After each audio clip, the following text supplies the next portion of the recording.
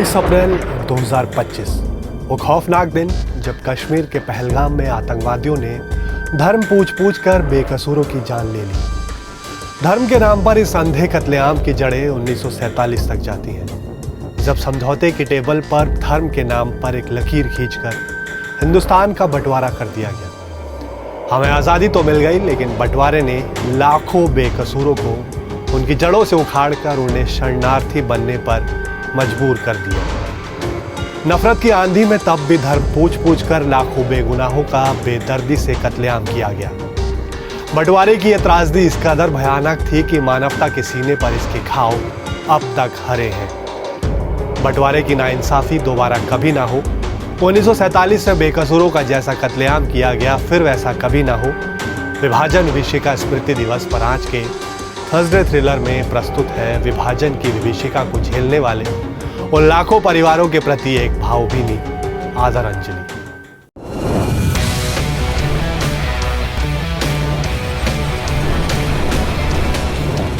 हम आजादी का जश्न मनाते हैं, लेकिन बंटवारे का दर्द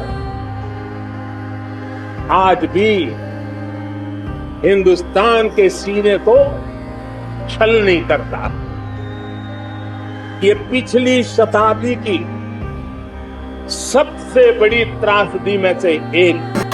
ट्रकों में लाशें भरी हुई आती थी, ये मत पूछो किसकी लाश है। उन्होंने कहा घर को आग लगाने, कहते जैसे हम जिन कपड़ों में बैठे हुए थे वही कपड़े लेके बच्चों के हाथ पकड़ के घर से बाहर निकल रहे, कुछ भी नहीं उठा सके वहां से। लाखों लोग अपने सिर पर घर बिस्तर उठाकर अपने बच्चों को उंगली लगाकर अमानवता और उसके आसुरी प्रभाव से बचते बचाते पाकिस्तान से हिंदुस्तान की ओर और हिंदुस्तान से पाकिस्तान की ओर आए, और ये अंधेरा था विभाजन की विभीषिका। चाचा जी का सारा खून मेरी कमीज पर गिरता रहा।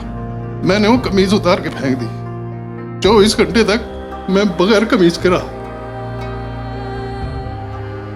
तो डेड बॉडीज थी, उनके ऊपर लिखा गया तोहफे टू हिंदुस्तान, पंडित नेहरू एंड महात्मा गांधी।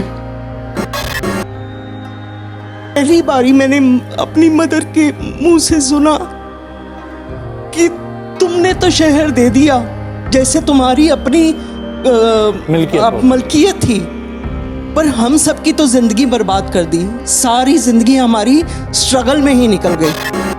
ना जाने कितनी नौजवानियां कुर्बान हुई, ना जाने कितने सपने बेवक्त सूली पर चढ़े, ना जाने कितनी माओं की मुरादें मातम के दरिया में डूब गईं, ना जाने कितने बाप जीते जी ही दफन हो गए अपने बेटों की अर्थियों के बोझ तले, ना जाने कितनी कलाइयां चूर हुईं, ना जाने कितनी सुहागिनें बेनूर हुईं। जब हौसले ने हंसते हंसते फांसी को गले लगाया, जब जवानी ने गोलियों के सामने सीने को दीवार बनाया, तब कहीं जाकर तिरंगे में ये केसरिया रंग आया।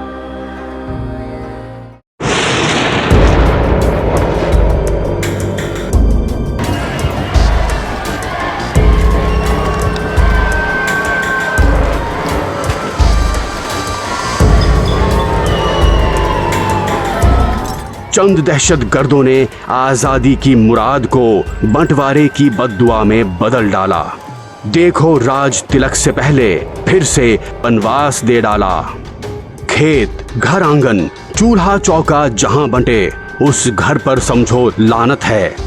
यहाँ नजर दिल और जज्बात बंटे, हिंदुस्तान पर समझो कयामत है। बस्ती बस्ती आग लगी, हर दिल से धुआं सा उठता है। अपनों ने अपनों की जाने ली, वहशत में रिश्ता कौन समझता है। खून से लथपथ देखो तो बदहवास से लोग भागे जाते हैं। लुट रहा है कारवां, सच है हमेशा बेगुनाह ही मारे जाते हैं। पथराई आंखों वाले इंसानियत की बूंद को तरसते हैं। मिले कहीं दो बोल जो प्यार के, तो नैना टूट कर बरसते हैं। हमें सितंबर मास की गर्मी में एक बहुत बड़े काफले के रूप में खदेड़ दिया गया। कोई सामान हम अपने साथ नहीं ला सके। जो पहने हुए कपड़े थे उन्हीं के साथ चल दिए और 2-4 गठड़ी और जो कोई उठा सकता था अपने सिर पर उठा के लाए। एक जगह थी जलालपुर पीरवाला, वहाँ पर हमारी बसें गई थी और उसमें सब लोग कोई विशेष सामाजिक समारोह में गए हुए थे और तीनों बसों का कत्लेआम कर दिया और उस तीनों बसों में कोई भी नहीं बचा। हमारे यहाँ तो लोगों को पता नहीं था कि देश का बंटवारा हुआ। उन्होंने समझा कोई झगड़ा हो गया होगा इसलिए हम जा रहे हैं, थोड़ी देर में मिलिट्री की नाराजगी खत्म हो जाएगी, फिर हम वापस आ जाएंगे। परंतु हुआ नहीं, खाली हाथ हम सब लोग वहाँ से घूमते घूमते अपने देश के कई स्थानों में रहते हुए आखिरकार हम दिल्ली में पहुंचे। वहाँ भी कत्लेआम शुरू हो गया, लाहौर में भी कत्लेआम शुरू हो गया। तो फिर हम वहाँ से निकले तो वहाँ पर देखा, स्टेशन पर पहुंचे कि सीन इतना भयानक था कि हम देख नहीं सकते थे, बर्दाश्त नहीं कर सकते थे। नफरत के हाथों जो कत्ल हुए उन गांवों से गुजरना जरूरी है। जिंदगी की उस बेबसी, उस दर्द को समझना जरूरी है। जो बीती हमारे बुजुर्गों पर उसका एहसास जरूरी है। इतिहास की चेतावनी को समझने की समझदारी जरूरी है। 14 अगस्त को विभाजन की विभीषिका को याद नहीं करेंगे, उस काल को आने वाली पीढ़ियों को और अपने देश के लोगों को बताएंगे नहीं, क्योंकि उसके पीछे फिर इतिहास खुलेगा। वो इतिहास खुलेगा कि विभाजन हुआ क्यों था, कौन जिम्मेवार था, किसने लाखों लोगों को मरवाया, फिर ये इतिहास खुलेगा।